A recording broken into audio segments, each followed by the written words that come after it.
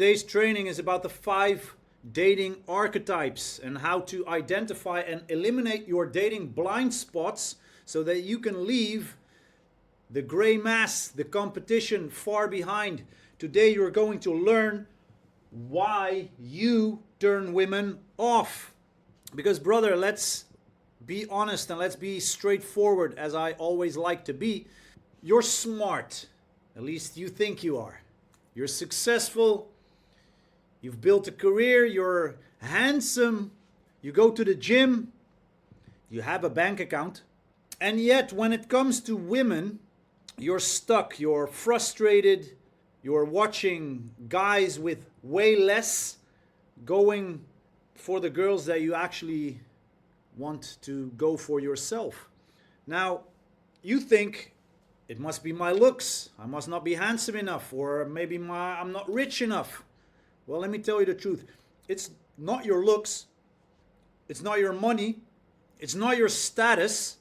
It's your blind spots. And in this training, I'm going to show you exactly how to identify your dating archetype and how to eliminate the pattern that's been sabotaging you, so that you can finally become the man who women actually choose to stay with, without faking it, without having to resort to tricks, and without having to become someone that you are not. Now here's the thing, and I've seen it happen from very close by. The world has changed. The world of dating has changed. The dating market today is nothing like it was 10 years ago, 20 years ago, even 5 years ago. See it like this. Women believe that they have unlimited options. It is what it is. They have apps that they can swipe on. They get unlimited DMs on their social media for validation. I mean, the average attractive woman in a major city has more romantic options in a single week her grandmother had in an entire lifetime. And whether you like it or not, whether you like to accept it or not, here's what it means for you. Being nice doesn't work anymore. Leading with your resume doesn't work anymore. Waiting for the right moment doesn't work anymore. The old playbook that our grandparents, even our fathers used to play by. The old playbook. Be polite, be romantic, be successful. Or this one, just be patient, just be yourself. All of that has been shredded. It doesn't work anymore. And the men who are winning, well, they're not the richest, they're not the best looking guys. They're the ones who understand the game beneath the game. They understand the reasons, the true reasons for the dance between men and women. They know how to create attraction. They know how to lead. They know how to be emotionally present without being needy. And most importantly, they know their blind spot and they've eliminated it. And this is one of the reasons why I want to do this training, so that we can identify the real problem instead of focusing on the excuse, as so many red pill guys are doing. Because most guys, especially in the red pill world, blame external factors. And they complain about how women only want rich guys, or I'm too old, or the apps are rigged, or well, she's just not into me, she's just not into amazing guys like me. Women only want assholes. Look, here's what I've learned coaching well over thousands of men right now, high achieving men over the last decade plus. Your problem, I'm going to point to you, I'm going to point to you guys, and I'm going to point to you. Your problem, guys, is not external, it's internal. You have a dating archetype. You have a personality. You have a pattern of behaviors that you default to, especially under pressure, especially in attraction, and especially during intimacy. And that pattern is killing your results. Maybe you are overthinking every text message. Maybe you're leading with your job title on the first date. Maybe you're giving advice when she just wants to be heard. Like us men, we're good at giving advice, correct? We have a solution for everything. Maybe you're keeping her at arm's length because being real with her and showing her who you really are feels like weakness. Now, these are not random mistakes. These are symptoms of your personality. These are symptoms of your dating archetype. And until you identify them, until you know what they are and rewire yourself, you're going to keep getting the same results. Now, for the ones who have no idea what's going on here, good afternoon, guys. Welcome to our Mancademy channel. My name is Rink. It's the most Dutch name you'll ever hear. And I'm from the Netherlands, and I'm the founder of Mancademy. And since 2009, I've been coaching men internationally, executives, entrepreneurs, doctors, lawyers, all kinds of men who've mastered their careers, but seem to keep on struggling with women. I'm a double certified coach. I'm a licensed therapist. I'm trained in Jungian psychology, specialized in helping men accomplish deep behavioral change. But more importantly, I've been in the field, just like you, for a very long time. And I've tested this. I've lived it. I've refined it in real situations with real results. So everything that I'm going to talk to you about today isn't just theory. This isn't pickup artist nonsense or negative red pill cynicism. This is backed by science. This is field tested. This is hardcore psychology. And this is designed specifically for men like you and you. Guys, for the ones asking, like, why is he not looking at me directly? Well, we have several streams going on here. We're live, so I'm looking at all of you. Anyways, let's dive into it. Let's give you the foundation. Research in evolutionary psychology shows that women are wired, biologically, psychologically wired to assess two things in a potential partner. One, status and resources. Her brain asks or calculates or tries to identify, can he provide? It is what it is, even in today's society where women most oftentimes even earn a lot more money than you. Her biological wiring still assesses you and your ability to provide. Whether you like it or not, it is what it is. The second thing, and write these things down, gentlemen. The second thing is trust and emotional safety. She wants to know, will he stay? Can I relax myself around him? So, again, her biological wiring continuously assesses you. Your status, your resources, or more importantly, your ability to gain status and gain resources. And is he trustworthy? Does he provide emotional safety? But here's the kicker. Trust alone, or acting vulnerable, guys, does not create attraction. I'll let that sink in for a little. Even though she scans for these qualities, they don't create attraction. A study published in Evolution and Human Behavior found that women rate men higher in attractiveness when they display emotional intelligence and social intelligence, social calibration, not just wealth and looks. So now you understand why I keep hammering on you. Get your ass out of the house, improve your communication skills, improve your social skills. She assesses you. She wants to know, is he emotionally intelligent and is he able to socially calibrate to his social environment. And another study from the Journal of Personality and Social Psychology found that behavioral consistency, so how you show up, especially under pressure, is a very strong predictor of relationship success. And it's way stronger than all the surface level traits.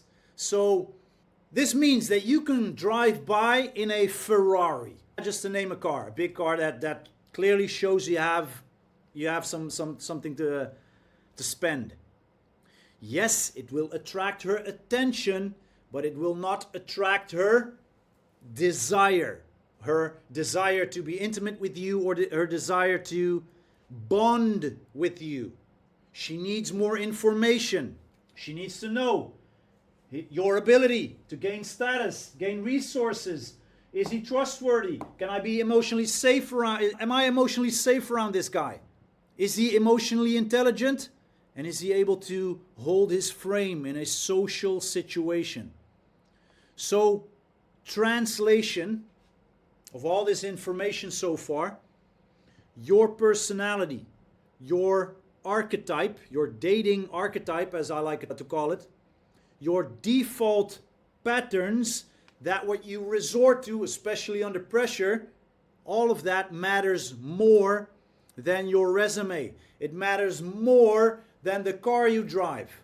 And if your pattern is sabotaging trust, emotional connection, or polarity, you will lose every single time. Now, what am I going to teach you in this training? In this training, you're going to learn the 5 dating archetypes and which one is sabotaging your success. You're going to learn why your dating archetype developed and how it has been trying to protect you, but also limiting you. So that you know how your personality is upper limiting you. I'm going to teach you the exact behaviors that trigger each archetype's failure pattern, and I'm going to teach you how to rewire your archetype using science-backed strategies and field-tested tactics. And I'm also going to give you access at the end of this training to our dating archetype assessment, which is a tool that will give you clarity within 5 minutes. So, the 5 dating archetypes. Let's dive in. So before we dive into all the strategic stuff, the nuts and the bolts that we like as men, let's dive into the 5 archetypes. And as I describe these, I want you to notice which one resonates with you, which one feels like you under pressure, and write this down. The first one is the overthinker. You analyze everything, you analyze every text, you analyze every word, you analyze every moment. You wait for the perfect time to approach. You wait for the perfect text to send. But by the time that you're ready, she's already moved on. Your blind spot is you think planning equals confidence. Well, it doesn't. Hesitation kills attraction. The second one, write this down, is the climber. Now, who's the climber? The climber leads with his success. So you lead with your achievements, you lead with your job, your car, your big place, the amount of money that you earn. You think that your resume should be enough, but she's going to be bored by date number 2. And your blind spot is you're compensating. You're compensating with your status instead of connecting with your presence. The third one, the analyst. Basically, you solve problems. You like to solve problems. You give advice, you optimize everything. But when she shares her feelings, you respond with logic, and she feels unheard. Basically, your blind spot is that you're connecting to her head. You're trying to use logic. You're not connecting to her heart. And what you have to understand is attraction is not logical. It's emotional. Number 4, this is where a lot of guys fit in. The pleaser. You're nice, you're sweet, you're agreeable, you are conflict avoidant, you say yes to everything that she asks, You ask her things 17 times. Are you having fun? Do you like this? Do you like me? And you never challenge her. So your blind spot is you're seeking approval instead of commanding respect. And respect is the foundation of attraction. Without respect, she cannot desire you. Number 5, the wall. This is the guy who is emotionally controlled. You're guarded. You keep everything to yourself. You avoid going deep into conversations. You keep things surface level. You treat intimacy like a business transaction. And basically your blind spot is you think emotional control is strength. But she feels alone when she's with you. So these are the 5 archetypes. We have the overthinker, the climber, the analyst, the pleaser, and the wall. Before I'm going to break down each one of them to eliminate each blind spot, brother, if this resonates with you, if you see yourself in one of these archetypes, if you understand this concept and you want to learn more about it, I want you to come to our free Mancademy community. We have an online community. I invite you inside and I invite you to take the next step, which is you'll get immediate access to the dating archetype assessment, which is a 5-minute quiz that will identify your exact personality, your exact archetype. Within 5 minutes, you will then get a personalized roadmap to eliminate it. Again, if you want access, send me a DM, a private message with the word community, and I will send you the link. All right, let's dive into the strategies. And now we're going to go into the good stuff. Let's dive into the overthinker. Let's get you from overthinking, from analysis to action. What you have to understand is that overthinking is a fear response. Your brain is trying to protect you from rejection by planning the perfect move. But here's the truth. Confidence does not come from planning. Confidence comes from action. And we know from research in behavioral psychology that action precedes confidence. It's not the other way around, even though we would like that to be. So you don't plan your way or you don't think your way into confidence. It's impossible. You act your way into it. You take action towards confidence, step by step. And this is what most men do wrong. They wait, they rehearse, they analyze, literally overthink every single thing.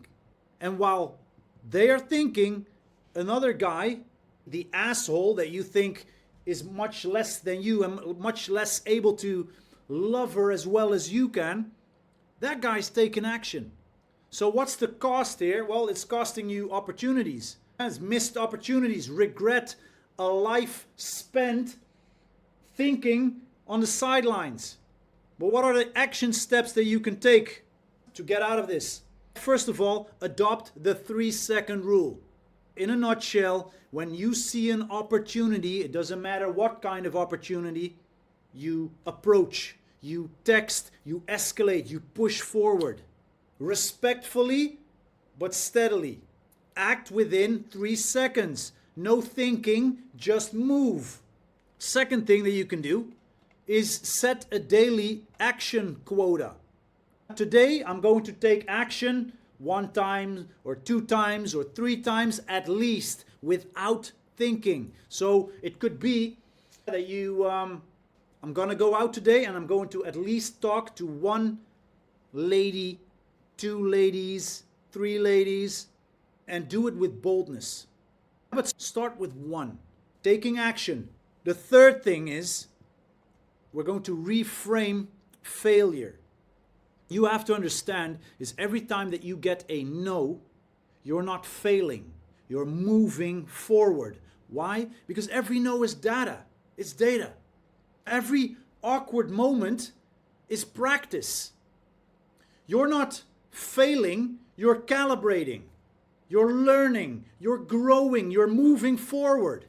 Let people laugh at you if they want. We all have those friends that never take any action steps and they know everything best and they stand there watching you taking action. Let them. Inspire them with action. You're not failing, you're moving forwards, you're learning, you're growing. The next thing is use the good enough standard. Stop for perfect. You will never be perfect. The moment will never be perfect. The text will never be perfect. Your opening line will never be perfect. So stop trying to be perfect. You're good enough. You're good enough right now. Send the text. Make the move. Grab the phone. Call her. If you want to think about it afterwards, after you took action. And the last thing is you want to track action, not the outcome. Measure how many times you acted. You actually took a step, not how many times it worked. Action is the win. Embrace the process and love the growth. Hey man, we literally have it here on our banner. Embrace your journey, empower your growth. The journey is where the learning moments are, your growth is.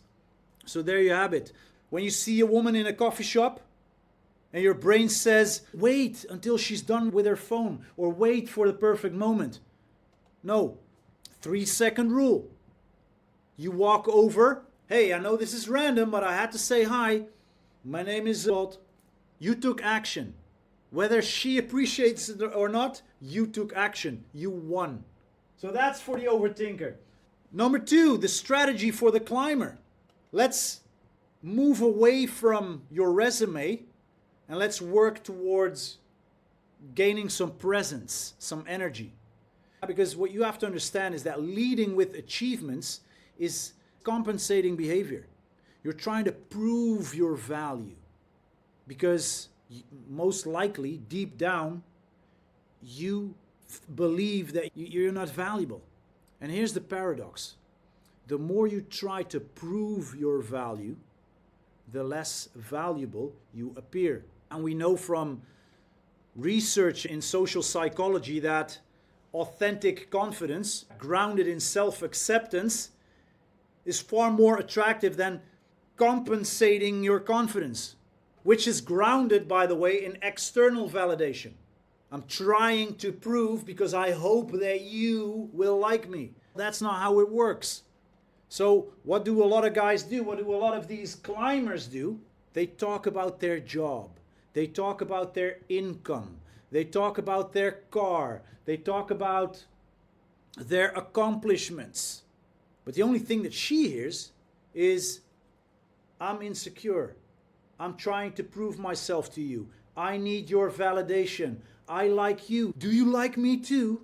And the cost here is that she will lose respect because she will see you as try hard and she will ghost you.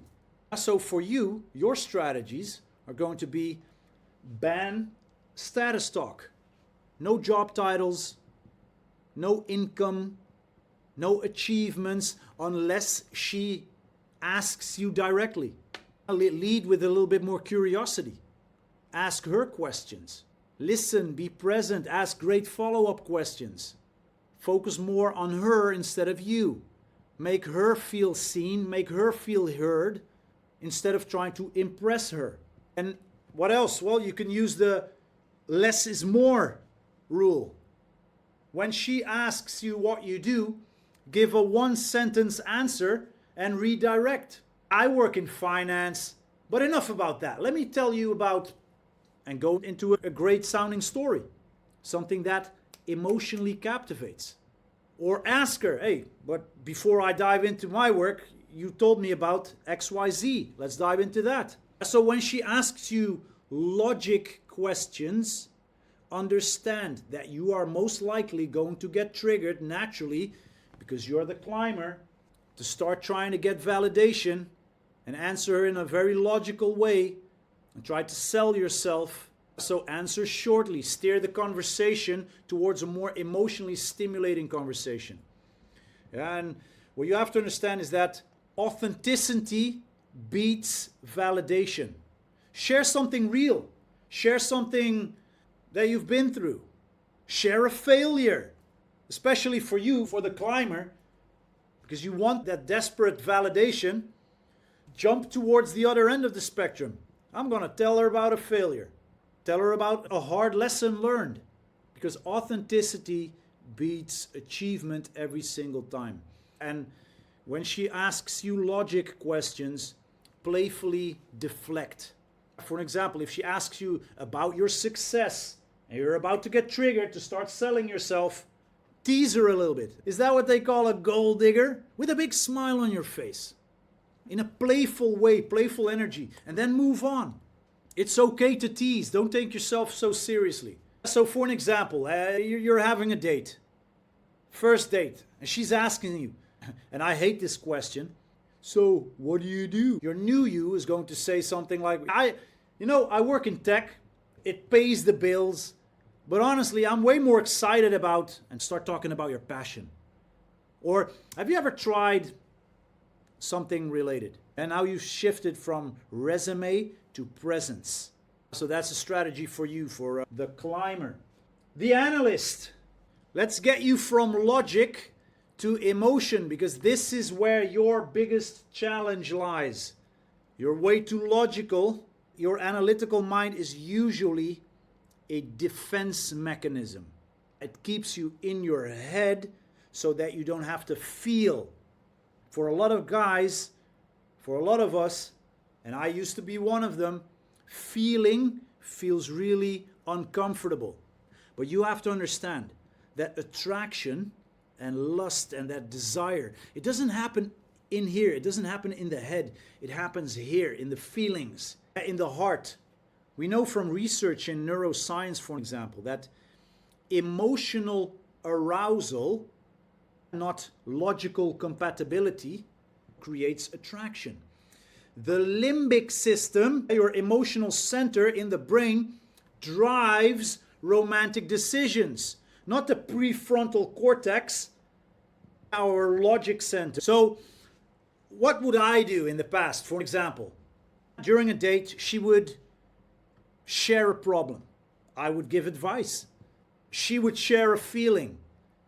I would analyze the feeling. I actually still do that.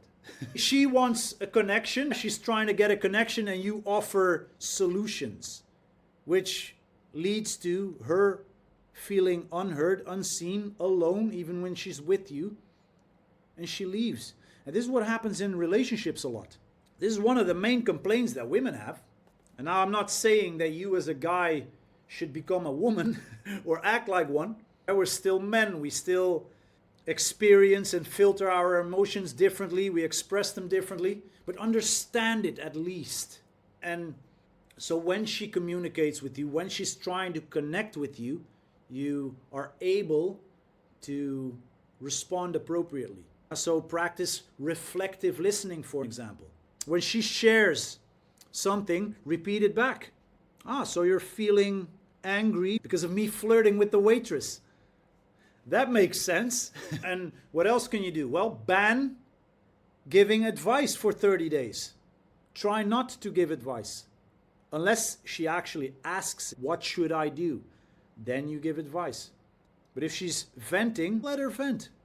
During my coaching education, I learned to ask feeling-based questions, for an example. Feeling-based questions are really amazing to ask. Instead of, what happened? You could ask, well, what did you hear? What did you smell? What did you feel? What went through you? That's how you take her on an emotional journey. Use the feel with her rule. When she's upset and she doesn't have her lady friends there to vent, sit with her for a bit. Feel with her. That presence over solutions. And that's how she will feel way more connected to you. So you could use emotional mirroring, for an example. Match her emotional tone. If she's excited, be excited. If she's sad, soften a little bit. Sync your energy to hers. I'm not trying to get you to behave like a woman. You're still a man. But sometimes she needs that from you. And also, I would say storytelling, especially for the analyst, storytelling over data. When you talk about something, when you share something, tell a story, not a fact. Stories create emotion. Facts create logic, creates distance. So let's say she comes back from work and she's complaining. I had the worst day at work. My boss is such a jerk. Instead of you going, well, that sounds really frustrating. Have you tried talking to HR? Maybe you should document everything and escalate. Instead of offering a solution, let her vent a little bit. She needs to vent. What happened? Tell me more. What happened over there? How did that make you feel? Look, even if you genuinely don't care, guys, if you have a solid relationship with a woman that you like and that can potentially become the mother of your kids or is the mother of your kids, sometimes you need to stop analyzing and emotionally connect. You do that through feelings. You let her feel heard. That's how attraction deepens. That's how the connection tightens. Strategy number 4, the pleaser. Now it's going to get really interesting. Let's start moving away from approval-seeking behavior and command a little bit more respect. Because this is the challenge for the pleaser. Look, people-pleasing is a survival strategy. You most likely learned very early in life that being agreeable keeps you safe. But what you have to understand is that in dating, trying to play it safe and being agreeable kills attraction. It's approval-seeking behavior. Approval-seeking behavior is not attractive. It's repulsive. It pushes away. We know from research in evolutionary psychology that women are attracted to men who display, communicate self-respect and boundaries, not men who seek validation. Why is that? Because a lot of guys, especially these guys, the pleasers, continuously ask me. Every single week I have these coaching sessions with guys that ask me, but why though? Why can't she just love me for who I am? I can love her so well. Why doesn't she see that? Well, she sees it, but her brain doesn't make her feel it. Boundaries, status, signals, genetic fitness. Approval behavior, which is one of the reasons why I preach against being vulnerable. I say don't be vulnerable, but be emotionally stable. It comes from a stable frame instead of a needy frame. And this is what a lot of men do wrong. They agree with everything. They avoid conflict. They communicate very clearly approval-seeking behavior. Continuously asking, are you having fun, sweetie? Are you having fun? Like 5 times in a row. But you don't understand that even though it comes from a genuinely good heart and you genuinely care if she is enjoying herself, what her brain hears is, please validate me. So every time you ask, are you having fun, sweetie? You're asking, can you please validate me? It's validating seeking behavior. It's repulsive. She will lose respect. She will lose attraction. She will literally start seeing you as a friend. So what you should do, if you are that nice guy, the pleaser, the people pleaser, practice disagreeing. Start with disagreeing at least once a day. Express a different opinion. Start small and move up. If she says something, you disagree. Well, actually, I don't agree. I prefer. Set one boundary per week. Say no to something that you normally would say yes to. The pleasers are the yes. They always say yes to everything. So practice saying no. Stop asking for approval. Ban phrases like, is this okay? Do you like it? Do you like me? Do you like what I'm doing? You don't need approval. Assume that she's enjoying herself, unless she clearly communicates otherwise. Lead, don't follow. Make decisions. Pick the restaurant. Choose the activity. Don't ask, what do you want to do? Decide and invite her along. You're going to do it anyways. And use the respectful challenge technique. So playfully challenge her. For an example, so she's saying something about she likes X.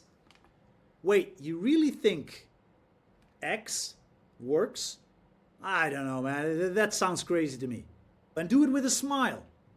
You don't have to make it something big out of it. And here's where frame control comes in.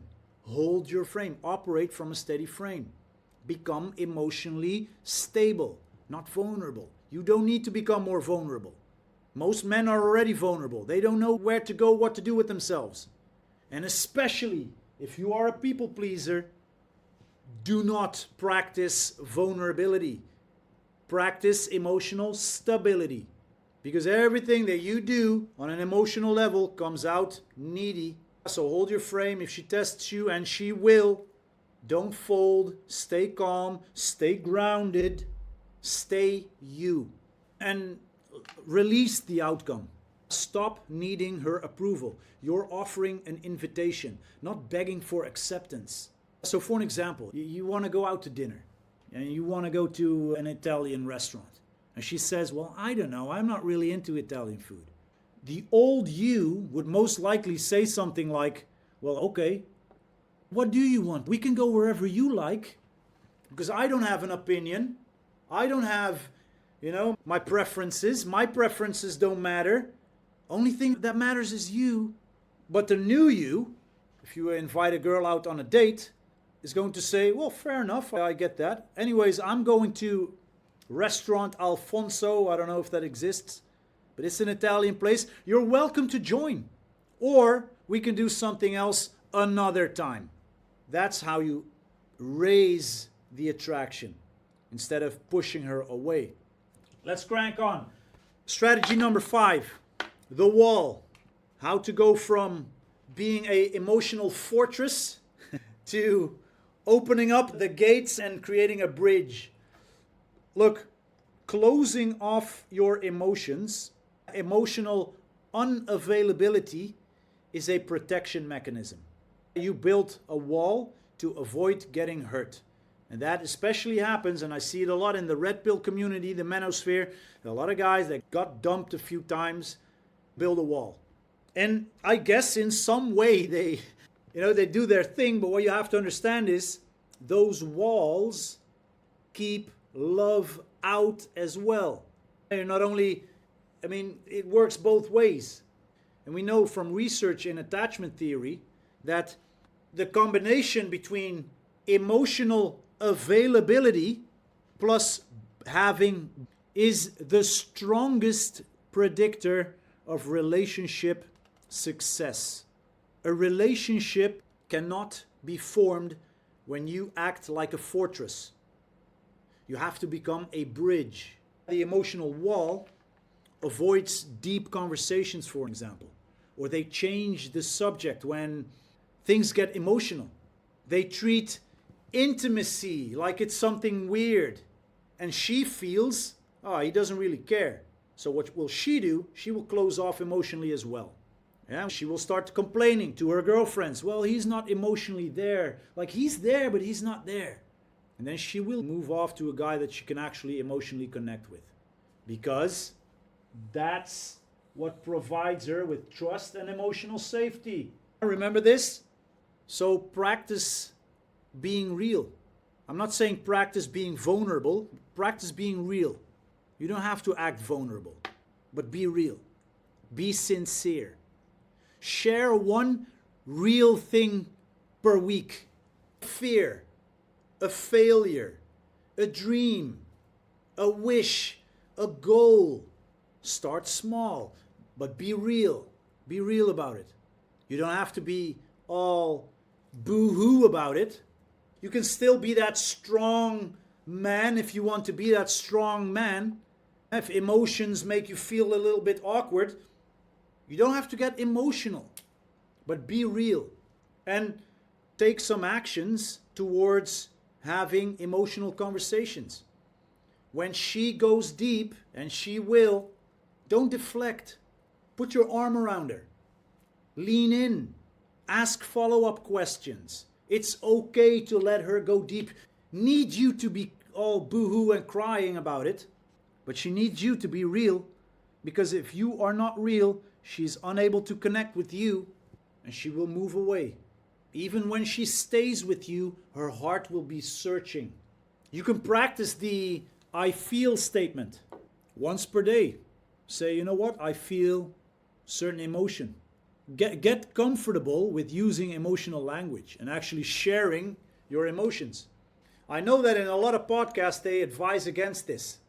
If you want to have a strong, solid, long-term relationship, you're going to have to. Because her brain will not allow her to connect fully with a man who does not make her feel trusted or doesn't make her feel emotionally safe. It's impossible. You cannot become a robot because some guy on a Red Pill podcast, without ever having had a long-term relationship or multiple strong, solid relationships, because he has no idea what he's talking about. If you want to have a strong, solid relationship with a woman that can potentially be the mother of your kids, and you want to raise a family, you need an emotional connection. So you will need to be able to feel instead of only think. Get comfortable with it. So I would say reframe being real and talking about your emotions in a manly way, coming from a solid frame, emotionally stable. It's a strength because you're literally strengthening your connection, your relationship. Be brave enough to be real. Don't try to act like you're too cool for school. And I would say, especially for you, for the wall, man, you're going to have to take yourself away less serious and create more emotional moments in your life, in your relationship. Plan dates that create emotion. Go to concerts, go hiking, go cooking together, go to a theme park. Shared emotion equals connection. Connection is the glue in a relationship. So what is a complaint that a lot of women have? A lot of women complain about their relationship and they say, like, I feel like he's never really there with me, or that he never really opens up to me. The old you would most likely say, well, I'm fine. Like, let's crank on. Everything's good. Let's just watch the movie. God damn it, let's just watch the movie. Instead of doing that, your old pattern, you're actually right. I've been keeping things surface level, but that's who I am right now. But let's investigate where this can go. Just by acknowledging it, she will soften, she will feel seen, heard, and way more connected just by doing that. And guys, that's how you realize an identity upgrade. Here's what happens when you eliminate your blind spot. You become the best version of you. Not because you're the richest, not because you're the best looking like me, with my bald head, my fake white smile, but because you're calibrated, you're socially calibrated, you're present, you're emotionally intelligent. So she now feels emotionally safe. She is able to trust you, and you will have way less baggage on your shoulders so you can work towards status and resources. You stop overthinking, or you start acting more. You don't compensate, you connect. You don't analyze, you feel. You don't seek approval anymore. Finally, stop seeking approval, and you automatically start commanding a little bit more respect. You don't hide, but you show up. And that's how you become the man that women choose and that women want to be with, that they desire. For all the guys asking, where are all the good women? Why can't I have a steady relationship? Let's work on your blind spots first. Instead of pointing fingers, let's point fingers towards the mirror. And what you have to understand that it's very easy to look at this training, listening to all that I say, oh, look at that bald dude with his Dutch accent. What does he know? All I know, and I know a lot, especially about this, is that there are consequences of inaction versus compounding rewards when you take action. It's that simple. That I know. If you don't implement this, you will keep getting the same results that you've gotten in the last years. The same frustration, the same confusion, the same loneliness. And you'll watch other guys, men with less going on for them, walk away with the women that you actually want. And then in 5 years, what then?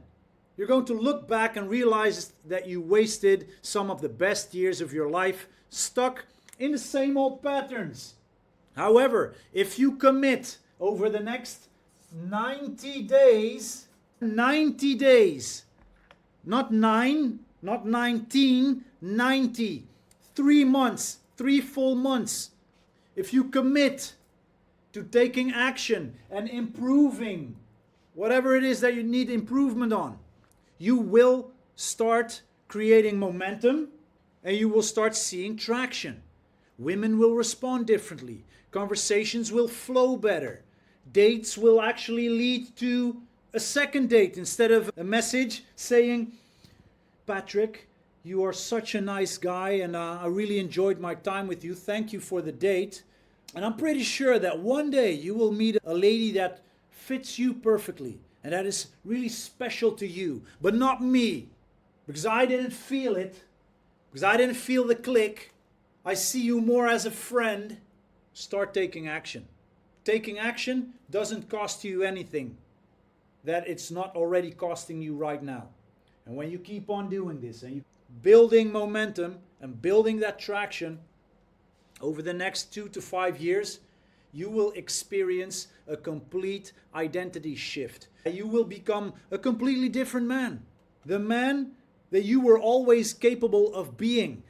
More confident, more socially calibrated, a little bit more interesting, a little more attractive, charismatic, socially intelligent, emotionally intelligent, connected.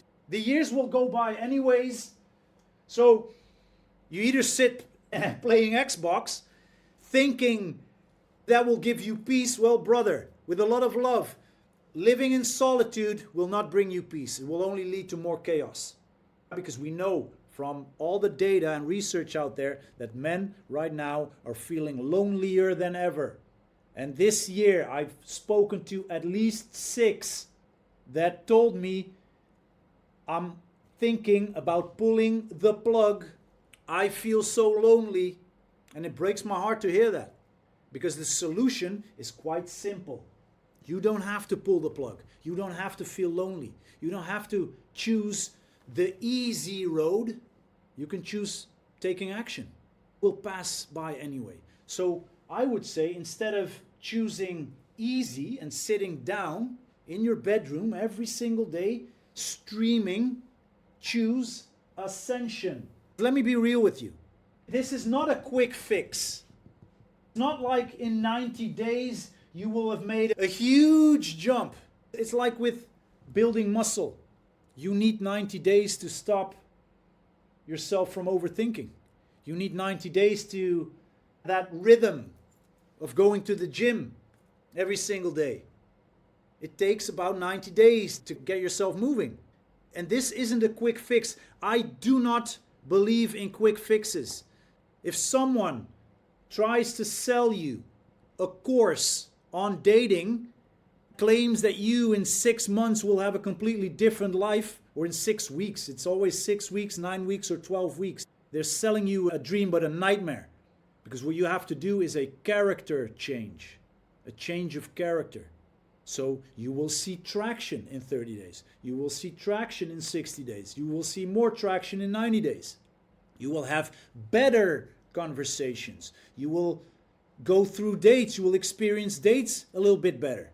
You will have clearer results. But the full identity shift, that takes 2 to 5 years of consistent work. It is what it is. If you want to build muscle, you're going to have to go to the gym consistently 2 to 5 years, depending on how well you eat and how well you sleep. Everything worth doing takes 2 to 5 years. But here's the thing, those years pass away anyway. They go by. What have you done the last 5 years? What have you done the last 3 years, 2 years? So you can spend them stuck in the same pattern, frustrated, alone, blaming women, being cynical, watching red pill content so that you can feel heard. Or you can spend your time ascending, becoming the man that you were always meant to be. The choice is yours. And brother, if this resonates with you, if you see yourself in one of these archetypes, if you want to take action, but you don't really know how, I want to invite you to take the next step. Join our free Mancademy community, because inside you will get immediate access to the dating archetype assessment.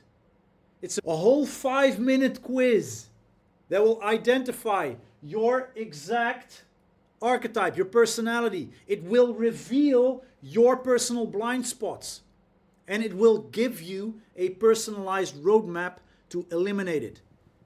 And if you want access, send me a DM with the word community and I will send you the link.